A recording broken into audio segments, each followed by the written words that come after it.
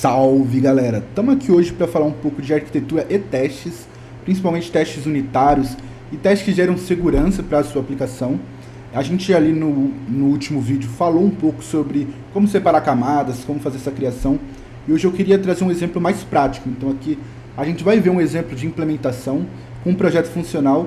Ele está aqui já nessa aba, um to-do list básico ali, então com uma série de recursos, né, que é listar, exemplo, deletar e criar. Então ele já está funcionando aqui. Ele é um projeto full stack, então ele está com um back ali disponível. E a gente tem uma implementação também em memória, que é um assunto que eu queria trazer, visto que em teste unitário é muito usado, né, algum tipo de simulador, né. Então a gente já tem aqui uma lista funcionando, a gente já tem os testes para os seus módulos, tanto visuais quanto lógicos de requisição. E aí, no último vídeo ali, a gente trouxe basicamente a apresentação dessa divisão aqui, né? E aqui a gente basicamente implementa ela. Então, a gente não chega a usar módulos porque não existe uma necessidade aqui, afinal é um to-do list, mas a gente consegue dividir todas essas camadas e ter uma visualização muito clara do que cada um tem de responsabilidade. Eu deixei aqui no padrão mais voltado ao CleanArch, não é que eu use assim no meu dia a dia, eu deixei porque eu tinha exemplificado dessa forma, né? Então, se eu dei o exemplo dessa forma, eu acho que fica mais coerente de se utilizar, né? E aqui eu trouxe para a nossa View Model já, para você ter uma noção do que a gente traz no desenho ali, né? Porque, exemplo, no desenho, a View Model é a porta de entrada de tudo, né? Então, a gente tem na nossa View Model nosso caso de uso, e exemplo, nosso HTTP ou Storage ali, né? Storage para caso você vá persistir algo fora, como, sei lá, usar o cookies para persistir o token ou coisa do tipo. Então aqui a gente tem justamente isso. Aqui ó, a gente tem a nossa camada de HTTP, correto? Veja que a gente tem um adaptador do HTTP aqui. Eu já vou abrir o arquivo dele. Mas a gente também aqui tem os nossos casos de uso. Nossos casos de uso da nossa to-do list, vamos voltar lá e vamos dar uma olhadinha. São, eu preciso criar algo, então, beleza, se eu criar uma tarefa aqui, ela deve aparecer embaixo. Listar, as tarefas estão sendo listadas já, e a possibilidade de deletar. Então a gente tem três casos de usos, que seriam justamente o que está aqui. Nosso Create Task Service, eu gosto de usar a nomenclatura do service, porque eu gosto que quando eu bater o olho eu saiba o que é aquilo. Então eu não gosto muito dessa nomenclatura que às vezes a galera usa, de Data ou Application ali, porque para mim confunde muito, né? Tem muitos conceitos parecidos às vezes. Eu gosto do service porque no front-end, pelo menos em React, quando você escuta service, você atribui a camada de acesso à API. Então, para mim, fica muito intuitivo. Então, Create Task Service, eu sei que é o serviço que faz a criação da tarefa. Então, Delete Task Service, eu sei que é o serviço que faz a deleção da tarefa.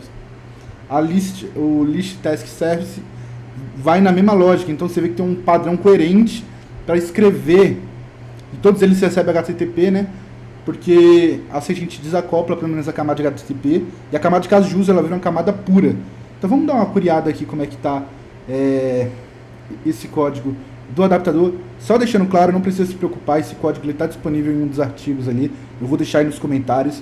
E aí você vai lá e também fuça, pode fazer o que você bem entender, muda os testes, muda a camada. É importante para o seu aprendizado que você vá lá e fuce e faça do seu jeito, tente fazer outra coisa. Se você não tem certeza, vai ali, dá uma pesquisada, faz uns testes.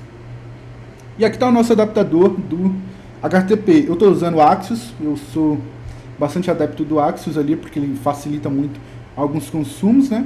Eu deixei um base URL aqui, eu não quis injetar ele, porque nesse caso aqui eu só tenho um HTTP, né?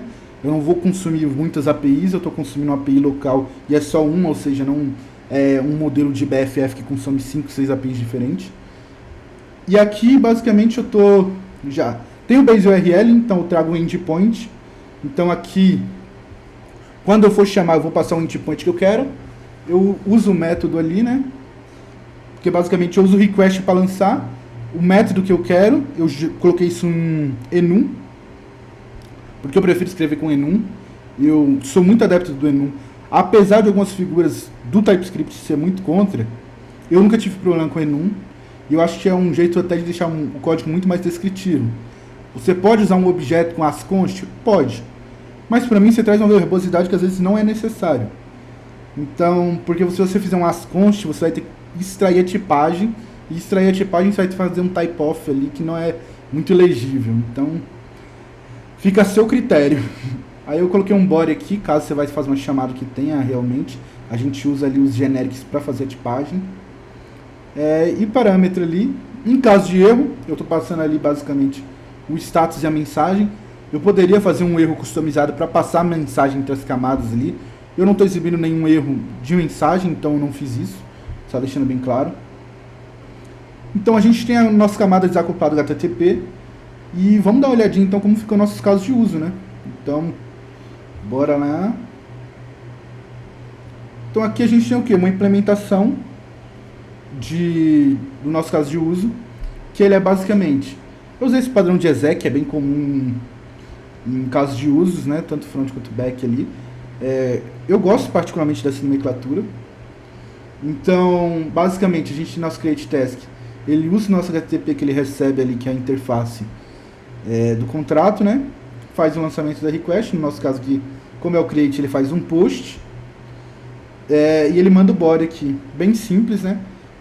Aqui ele está um ponto crucial, porque como a gente depende de uma implementação, quando eu for testar isso aqui, a gente não depende da implementação, depende da interface. Lá vai eu confundindo os termos. A gente consegue fazer um mock dessa interface ali e basicamente fazer a troca, né, da camada do HTTP, separando o nosso teste, ou seja, o nosso teste de caso de uso, ele é só do caso de uso. Ou seja, se ele quebrar, basicamente o que quebrou foi o caso de uso, não foi a camada de HTTP. É muito ruim, galera, quando você tem testes que não são precisos. Pensa assim, quando você tem uma camada em React ali, muito comum, que nem... Vamos voltar pro desenho. Desse jeito aqui. É muito comum que se você mexer no serviço, como o serviço está dentro de login, né? E quebrar isso, ele vai quebrar uma suite de teste inteira. Eu não sei o que quebrou. Então aqui a gente não tem tanto isso. Aqui a gente tem uma precisão clara. Se o HTTP quebrar, foi o HTTP que quebrou. Se, exemplo, no caso de uso quebrar, foi o caso de uso que quebrou, não foi a camada de HTTP. Se alguma regra de interface quebrar, foi porque quebrou na interface, não foi porque quebrou no serviço. A gente vai criando basicamente esse jeito de trabalhar que é muito mais intuitivo, porque a gente usa o teste unitário como rastreador também de quebra, né? Então, os demais casos de uso são muito similares. Aqui é um delete e aqui é um nosso list, tá bem tranquilo também. Então, basicamente, aqui eu crio uma função que passa o HTTP para esses casos de uso e retorna eles já com a camada, né? E eu estou chamando isso aqui, passando para o model. Vamos olhar o model, que é a nossa camada lógica ali na nossa aplicação? Basicamente, aqui a gente está recebendo nossos serviços. Eu estou passando manualmente para o model, porque a gente tem um serviço que é relativamente pequeno. Para fazer o controle disso em casos mais, tipo, onde a gente tem mais dependências, a gente pode usar um contexto. Não tem problema de performance nesse caso, porque a gente não vai estar atualizando esses dados que vão estar no contexto. São dados estáticos, ou seja, não causa problema nenhum. A gente, nosso estado aqui, que está guardando o texto ali do nosso projeto, né? Que é esse carinha aqui. E aí aqui a gente vê no create. Então eu estou fazendo o adicionar, né? Quando eu fizer o render para adicionar, ele vai fazer o quê? Prevenir o evento e vai realizar um create task mutate. Estou usando o React Query, então a gente está fazendo um mutate. E aí esse mutate é este carinha aqui. Aí. E aí em caso de sucesso ele faz um invalid cache, que é basicamente a gente faz um query client ali. A gente pega todos os nossos caches que estão no client e faz um invalid query dessa key específica aqui, que é aqui da listagem. Então, como eu entendo que houve uma mutação, eu vou fazer invalidação disso. Perfeito, funcionou. Ele já bateu, já invalidou, já tem a tarefa em tela. E aí, para o delete, é algo muito similar. Então, a gente vai fazer um delete que é um mutate ali. E aí, em caso de sucesso, ele já invalida também na listagem, já some. Então, a gente está vendo ali em contexto lógico, a gente tem bastante coisa acontecendo, mas a gente tem funções muito pequenas e muito claras do que está acontecendo, né? Então, a gente olha aqui que são basicamente consumo simples, um desacoplamento de serviço e beleza, aqui é a nossa view. Então aqui na nossa view model ela está recebendo a injeção do nosso model.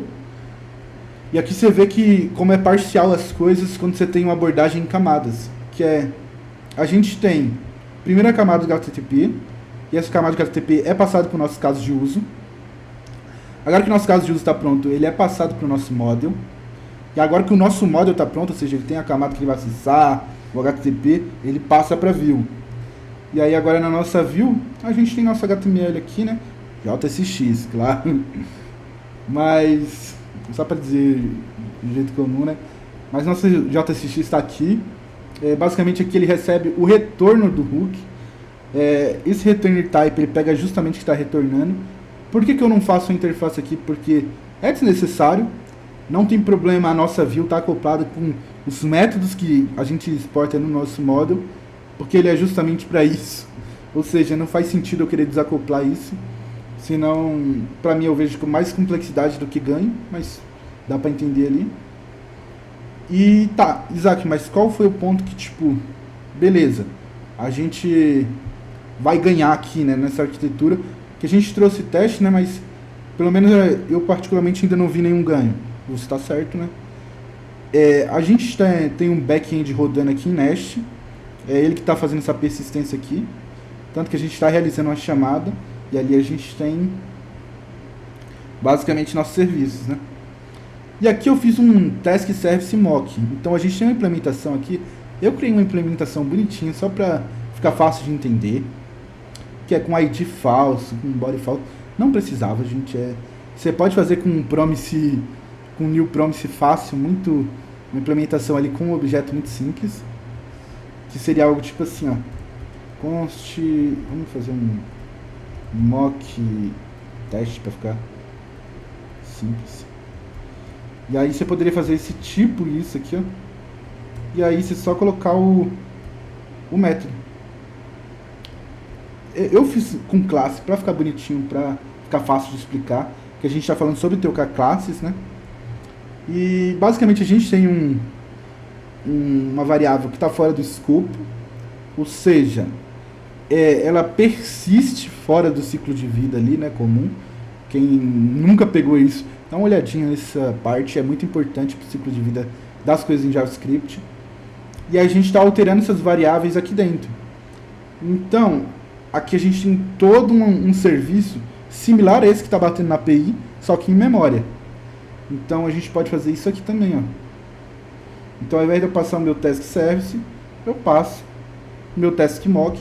Ele não vai dar erro porque ele segue a mesma interface, né? Então, beleza. Bora subir o servidor de novo só para garantir que nada tá dando erro. Perfeito. Tá rodando.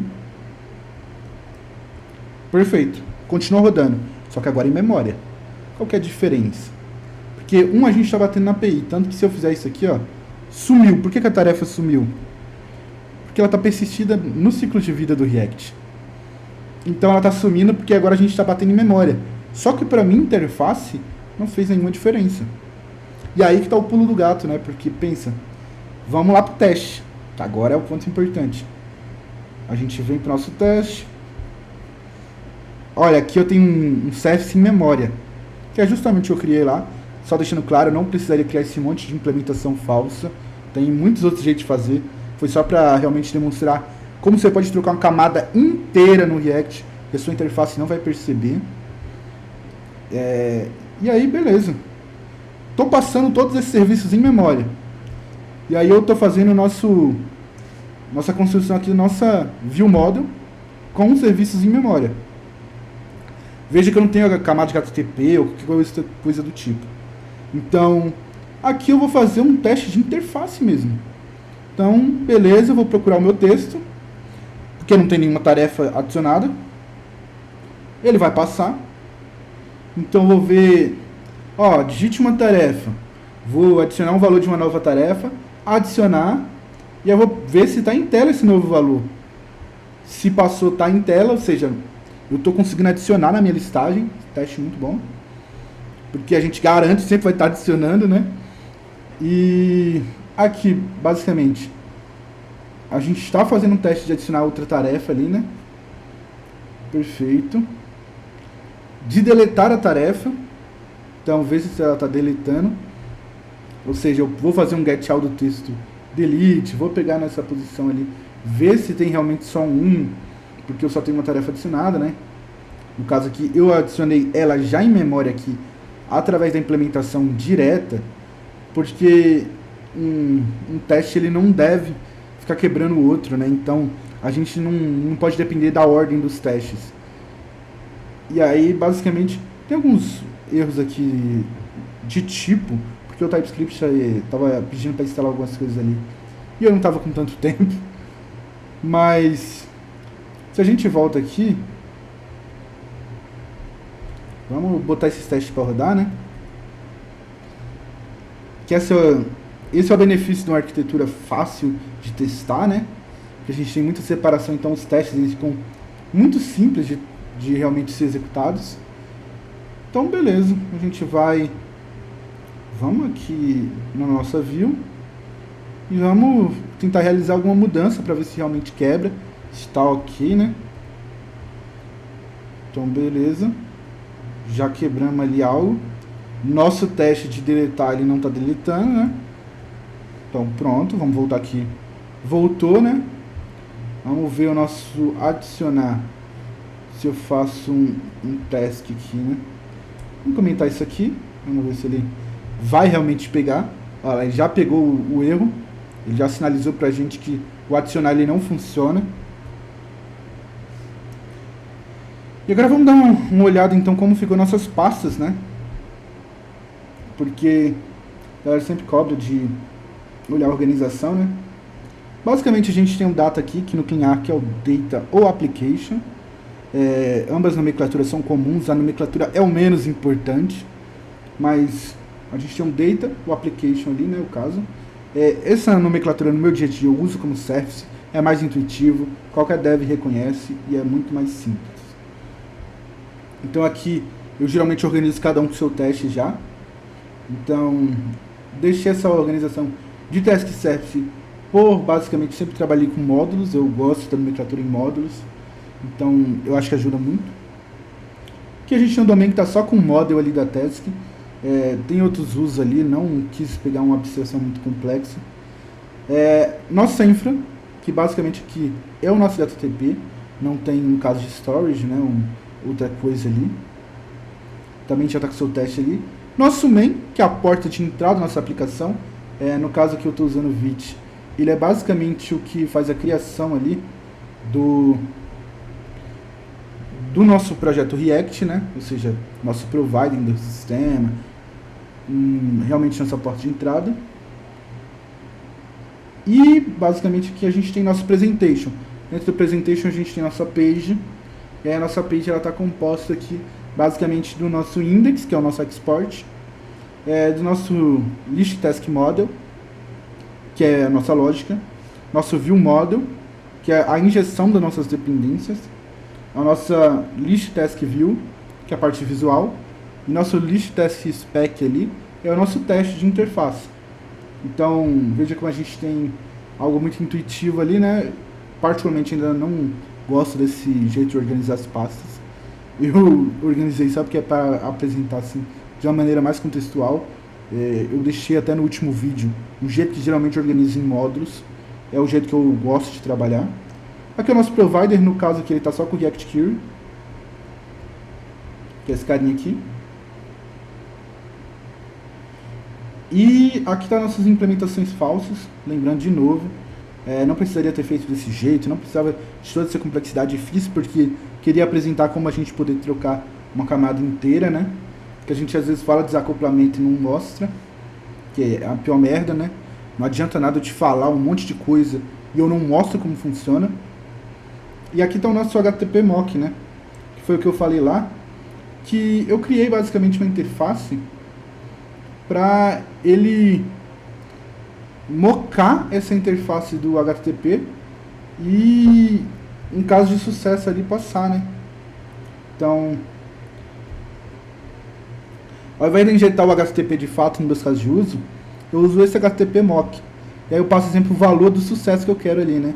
Então, nesse caso de sucesso, eu quero que ele devolva isso aqui, ó. E aí ele vai fazer a comparação. Eu executei ele. Esse cara, ele devolve a mesma coisa que ele recebe?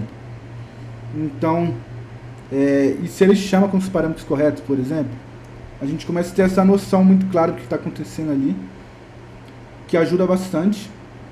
Então, nosso caso de uso ele fica bem separado, bem fácil de testar e muito intuitivo, né? Então, em termos de apresentação das pastas, é isso. A gente criou um mock separado aqui só para ficar mais separadinho também, para não precisar misturar, não era necessário, dá para você fazer de muitos jeitos. Mas galera, é isso. Não deixe de se inscrever no canal, não deixe também de ver o último vídeo ali. Tem a saga ali toda de arquitetura, onde a gente desenvolve um projeto. Aqui eu mais apresentei do que desenvolver o projeto de fato, né? Eu já peguei o projeto pronto ali, então eu escrevi e trouxe. Lá a gente desenvolve junto, mas aqui eu quis trazer uma explicação, né? Prática também da arquitetura. Não adianta eu chegar aqui e falar, olha galera, dá para você fazer isso aqui, ó, separar os seus módulos, separar aqui, e não trazer um exemplo prático. Então, aqui a gente aprende não só com o conceito da arquitetura, como a prática e também quando usar. Então tem exemplo alguns vídeos aqui no canal que são voltados a isso. Porque entenda que a arquitetura tem preço. E preço é muito importante, porque apesar às vezes da sua arquitetura ela gerar valor para a empresa, ela não fecha com o prazo que o cliente tem. Então não adianta você ter uma melhor arquitetura se você não consegue entregar ela no prazo ideal. A gente não vive basicamente de escrever software bonito, a gente também vive de gerar dinheiro para a empresa, de gerar valor, de gerar entrega. Então a gente tem que saber fazer essa separação. Eu não quero me estender mais, porque eu já tenho certeza que o vídeo está longo, mas se inscreve no canal, deixa um comentário, fala aí o que você já usou de arquitetura, o que você já fez. Vai estar aí nos comentários o link do artigo com código, então você acessa lá, você pode dar uma curiada, fazer os seus testes ali. Se você não gosta desse tipo de arquitetura, deixa um comentário também por que você não gosta, qual a sua experiência. Se você acha que é uma complexidade que não se paga, também deixa aí, eu acho muito válido, eu não tenho problema com isso. E é isso, galera. Então não deixe também de ver o vídeo sobre gerar valor para a empresa. É um vídeo que ressalta muito essa questão de arquitetura como valor para a empresa. E é isso. Valeu!